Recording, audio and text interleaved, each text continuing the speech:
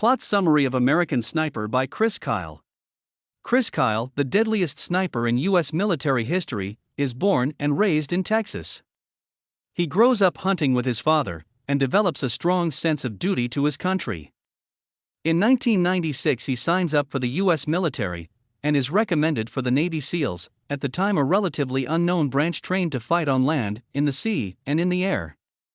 Kyle makes it through intense physical training, during which he's waterboarded, forced to exercise for hours at a time without rest, and deprived of sleep. Shortly after completing his SEAL training, Kyle is stationed in Long Beach, California, with Team 3 of the Navy SEALs. There, he meets his future wife, Taya. Taya is attracted to Kyle in part because he's unusually humble for a SEAL. At one point, he tells her, "I'd lay down my life for my country."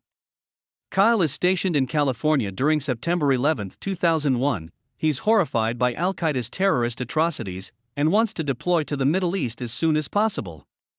In the end, it takes almost 2 years for Kyle to deploy. During this time, Kyle continues to train rigorously for combat. He also marries Taya. Shortly after their honeymoon, Kyle ships out to the Middle East for his first tour. In the Persian Gulf, Kyle works with Team 3 to raid Iraqi oil tankers suspecting of sneaking oil out of the country. He finds that he enjoys firing a gun and feels badass in active combat. In spring 2003, Kyle and the rest of Team 3 arrive in Iraq as part of Operation Iraqi Freedom, the operation designed to liberate the Iraqi people from the dictatorship of Saddam Hussein. In Iraq, Kyle's duties include raiding houses, securing oil fields, and fighting small groups of insurgents. He develops a deep hatred for the insurgents, many of whom are fundamentalist Muslims, who are trying to kill him and his friends. Kyle returns from his first deployment and reunites with Taya. Taya immediately notices that her husband has changed. War has made him moodier and angrier.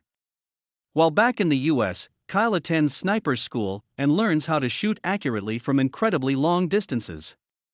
Kyle is only an average sniper, he admits, but while stationed in Iraq, he has ample opportunity to shoot insurgents.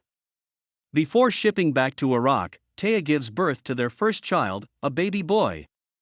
Taya begins to hate Kyle for leaving her to take care of their child. Back in Iraq, Kyle collaborates with the Polish GROM fighters, the counterparts to the SEALs. He raids apartment complexes suspected of harboring insurgents and provides sniper backup for his friends. Kyle finds that he feels little guilt or hesitation about shooting insurgents. He knows he's doing the right thing.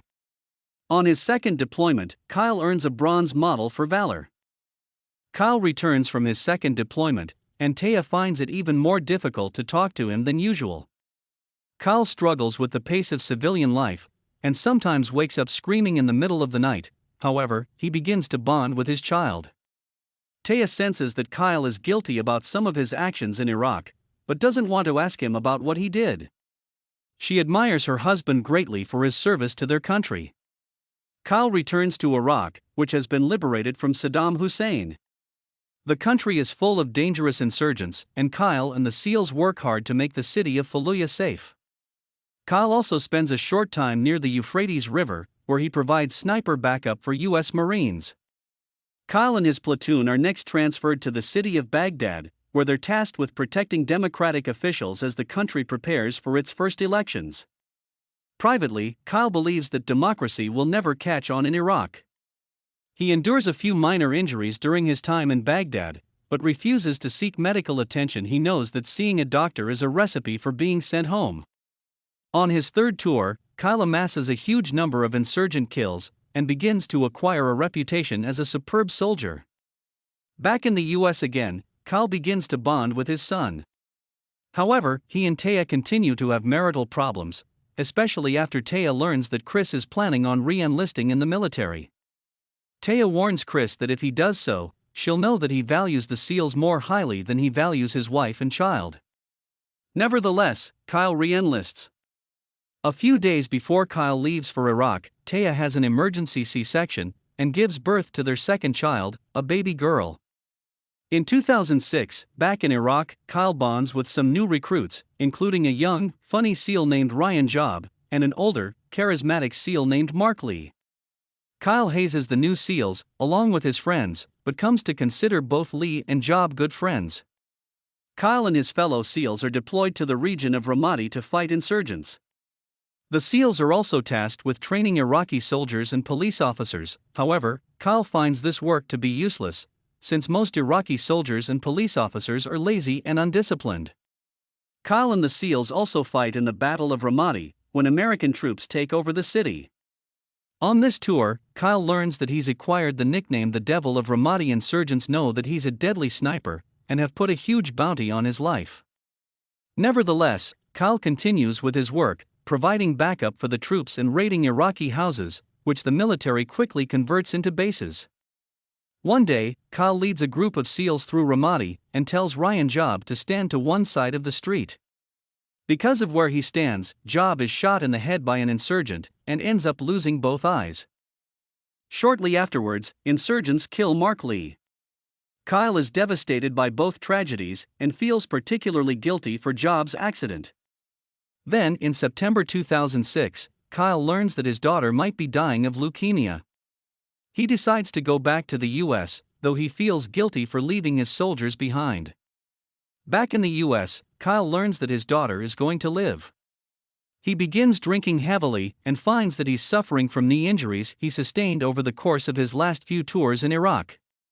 He spends 5 months in physical therapy to ensure that he'll be able to fight in Iraq again.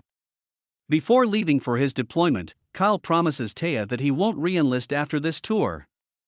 Kyle is deployed to Sadr City, where he and his fellow SEALs raid houses and fight a group of insurgents called the Mahdi Army.